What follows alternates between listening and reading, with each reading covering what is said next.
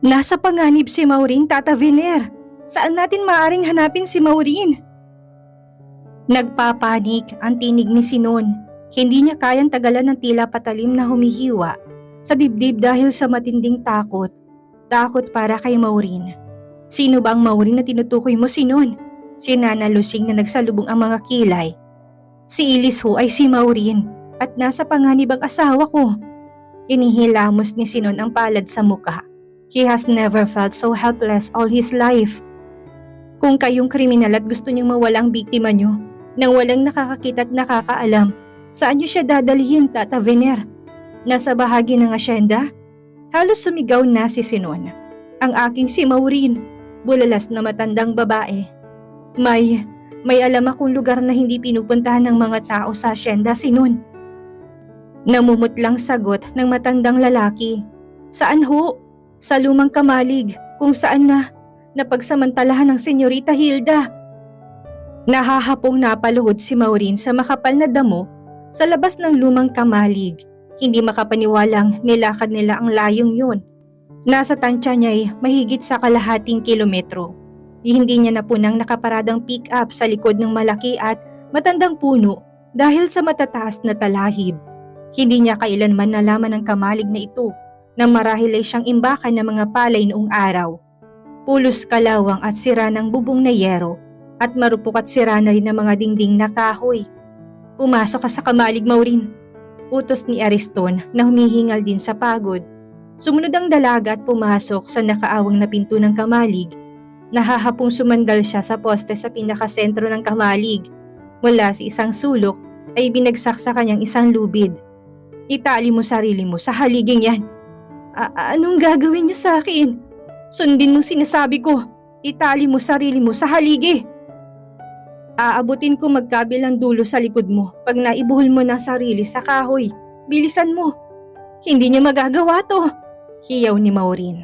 Halos panawa ng malay sa matinding pagod, takot at kawalang pag-asa. Hindi na malalaman ni sino ang mangyayari sa kanya. Sino sa villa maliban kay Ariston ang nakakaalam ng abandonadong bodegang ito. Itinutok ng matandang baril sa kanya at muli siyang inutusang itali ang sarili. Walang nagawa si Maureen kung hindi ang sumunod. Na makailang ikot sa katawan niya ang lubid ay inabot ni Ariston. Ang tali sa likod niya at ibinuhol. Bakit gusto niya akong patayin? Anong kasalanan ko sa inyo? Sunod-sunod niyang tanong. Kailangan tumagal pa ang oras niya. Nagbabaka sakaling bigyan ng panahon ang kung sino mang nakapunang. Nawawala siya at si Ariston, bagaman gahibla na lang ang pag-asang yun. Kung marami ang nakakaalam sa lugar na ito, hindi siya rito dadalhin ng matandang ito. Nakikita mong mga lata ng gas na yun, Maureen? Nakangising inginuso nitong isang sulok. Pagkatapos ay nilapag ang baril sa damuhan at lumakad patungo sa kinaroroonan ng mga lata ng gas. Binuksan isa-isa. Susunugin kong kamalig na to at dahil linggo ngayon ay walang mga taong kagad na makakadalo at susugpo sa apoy. 1 kilometro mahigit mula ditong pinakamalapit na bahay ng mga tauhan. No! Sindak ni Maureen na sigaw. Oh please no! Malalaman nilang ginawa nyo, naroon sa bayang silang digulong ninyo.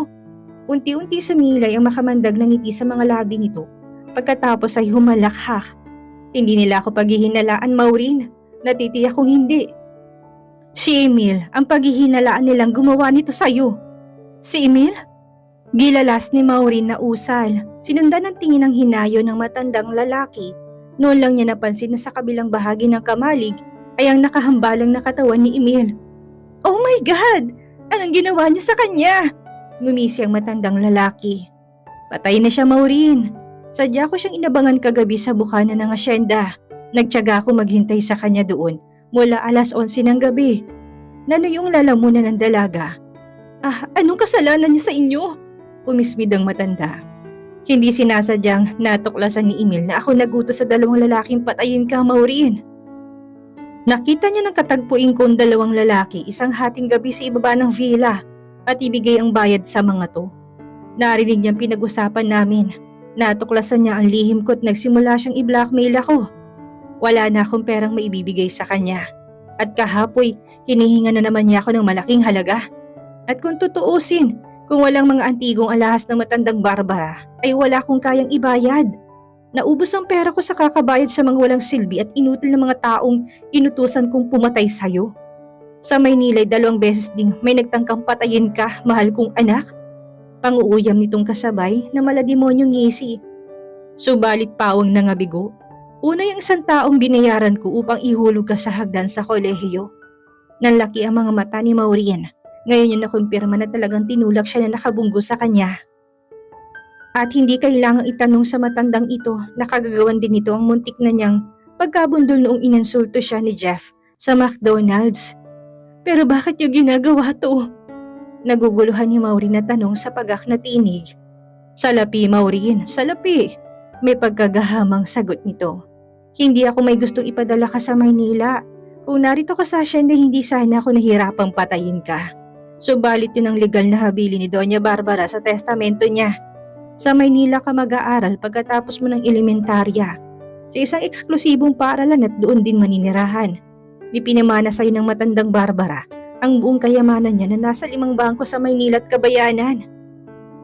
Ganon din ang buong asyendang ito pagsapit mo sa edad na 21. At bukas na yun, Maureen. Nangangalit ang mga bagang nito, ibinuhos sa marupok na dingding ang gasolina. Umabot sa ilong ni Maureen ang amoy ng gasolina at gusto niyang panawan ng malay. Walang kahit na ano sa laping iniwan para sa akin si Doña Barbara. Tanging nagbumula kay Atty. Sebastian ng allowance. At ang tuso mong lola ay sinanglang buong asyenda sa bangko sa ilalim ng pangalan ko upang hindi ko makuha ang kinikita nito. Ang kinikita ng asyenda ay nauuwi lang sa bangko nang walang kabuluhan, subalit baliwala yun sa tusong matanda. Ang mahalaga sa kanya ay wala akong matatanggap na salapi mula sa asyenda. Tiniyak din niyang hindi ito maiilit sa sandaling hindi umani ng hustong lupa't mga nyug. Si Atty. ang bahala doon. Nag-aapoy sa puot ang mukha nito.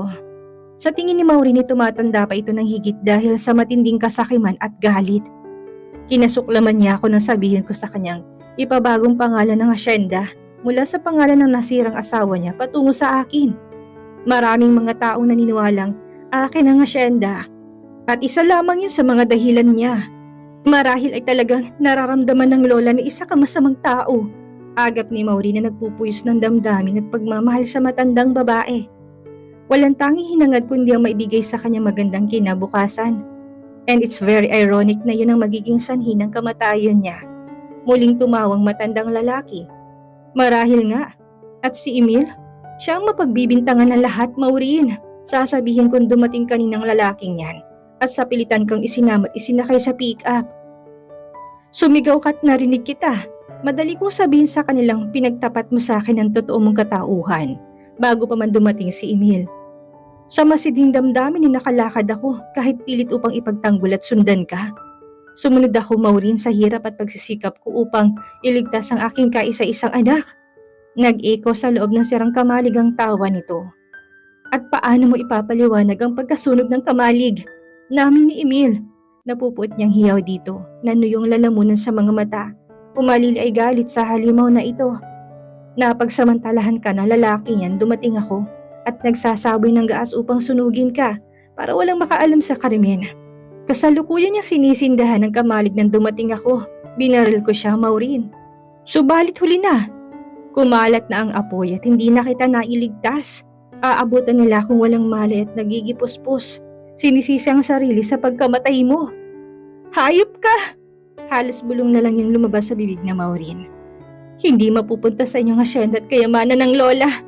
Malakas na tumawang matanda. Maureen, bakit sa palagi may nagpapakahirap ako ng ganito? Kung hindi mapapasakin ang kayamanan ng matandang yun. Tuso man si Doña Barbara, ay hindi siya nag-iwan ng provision kung sakaling mawalang nag-iisa niyang tagapagmana.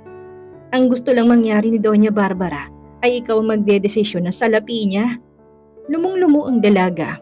Anumang oras ay masusunog siya. At kung meron man siyang pinanghihinayangan ay ang sana'y pagkakataon niyang lumigaya sa piling ni Sinon. Kung natatakot man siyang mamatay ngayon ay dahil kay Sinon. Habang tumataway paikot na binubuhusan nito ng gahasang kanang tagilirang bahagi ng kamalig. Pagkatapos ay kumuha ng posporo at nagsindi. Hindi na po ng paggalaw ng katawan ni Emil. Sa pahandusay at maingat na paraan ay tumayo si Emil. Nang marinig ito ni Ariston ay nasa tabi ng binata, dinaluhong nitong matandang lalaki na siyang naging sanhi upang mabitawan nito ang may sinding posporo sa gaas. Mabilis na sumiklab ang apoy sa bahaging yon sa marupok at lumang bodega. "Kasama kitang mamamatay, matanda ka!" Hiyaw ni Emil na ang dugo sa ulo'y patuloy na umaagos. Nanghihina siya subalit matanda na si Ariston. Isasama nito sa kamatayan ng matandang ito. Inabangan ito ni Ariston kaninang madaling araw sa bukana. Nagtatakang may hinintuan at sinakay upang tanggapin lamang ang hampas ng baril sa ulo nito na dahil lasing ay hindi kagad nakaiwas. Maraming beses itong pinukpok ni Ariston sa ulo. Duguan itong bumagsak sa manibela at inaasahang napatay.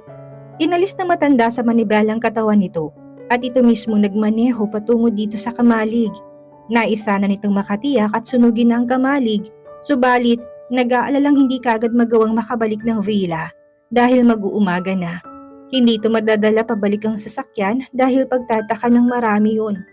Bukod doon, nag-aalalang baka maunang magising si Vener na tuwin ay nagigising na hindi pa man tumitilaok ang manok. At habang pinag-iisipan nito kung paano tuluyang maididispatcha ang katawan ni Emil ay natuklasan nitong si Elise ay si Maureen. Si Maureen ay sindak na pinapanood ang pag-aamok ng dalawa sa damuhan hanggang kumalat ng husto ang apoy. Malayo pang apoy sa kinaroroonan niya, subalit sa rupok ng kahoy ay malamang naabuti din kagad siya. Sinikap niya pakawalan ng sarili, pero mahigpit ang pagkakatali. Nagpapanik siya sa pagpipilit na makahulagpos. Dahil nangihina na si Emil, sa maraming dugong nawalay nawawala ng panimbang at naitulak ni Ariston sa apoy. Pagapang na lumayong matandang lalaki mula sa naglalagablab na apoy. Subalit, hindi pa ito nakakalayo, nagliyab ng katawan ni Emil na dumamba dito at mahigpit itong niyakap. Napatili si Maureen sa nasaksihan. Ang pagpipilit ni Emil na isama sa kamatayan si Ariston at ang pagsisikap ni Ariston na makawala sa tila bakal na nakapulupot sa katawan nito. Nagpagulong-gulong sa damuhan ng dalawa habang nilalamon ng apoy ang katawan. Kumalat na ng husto ang apoy at inabot ng pintuan ng kamalig at tumaas na patungo sa bubong. Anumang sandali mamamatay siya.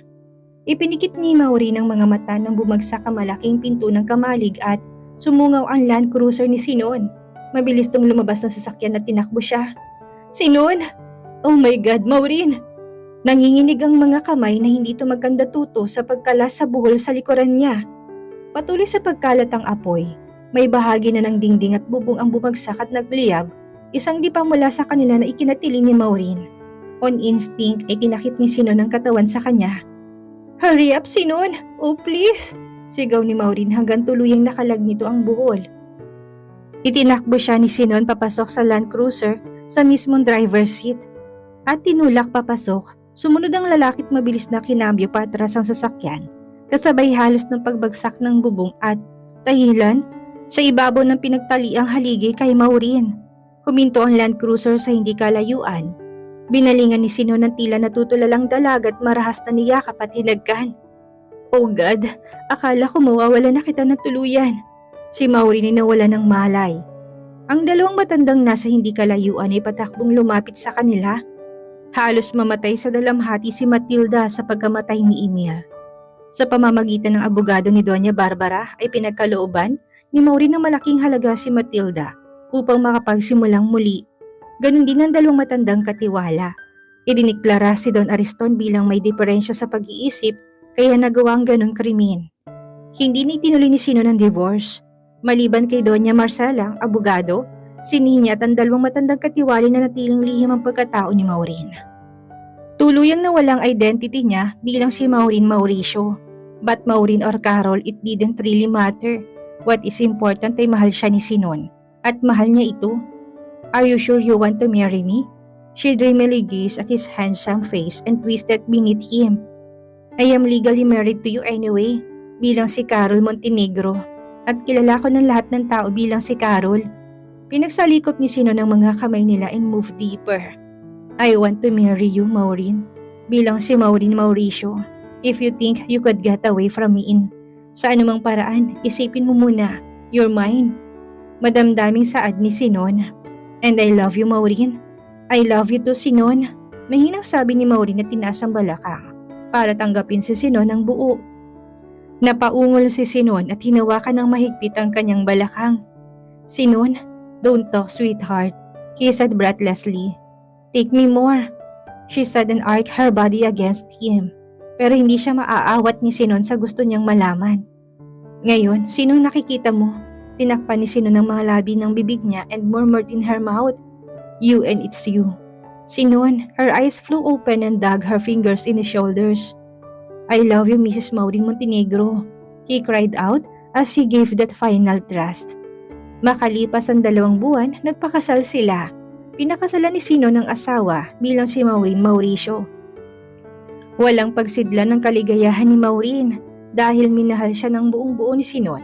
Kahit nung ipinakita niya dito litrato niya ng totoong mukha niya. Mapait man ang naging karanasan ni Maureen, mahirap man tanggalin ang sakit na nararamdaman niya. Dahil ang tinuring niyang ama ang nagtangka sa buhay niya. Pero inalis ni Sinon ang lahat ng sakit na nararamdaman ni Maureen at pinalitan yun ng walang hanggang pagmamahal. Masaya si Maureen dahil dumating sa buhay niyang kanyang mag-ama, si Dwayne at Sinon na nagmahal sa kanya ng totoo at hindi nandiri sa tunay niyang mukha. At dito na po nagtatapos ang huling kabanata ng ating kwento at sana'y muli niyo po akong samahan sa mga susunod pang kwentong pag-ibig. Maraming salamat po at ingat po tayong lahat.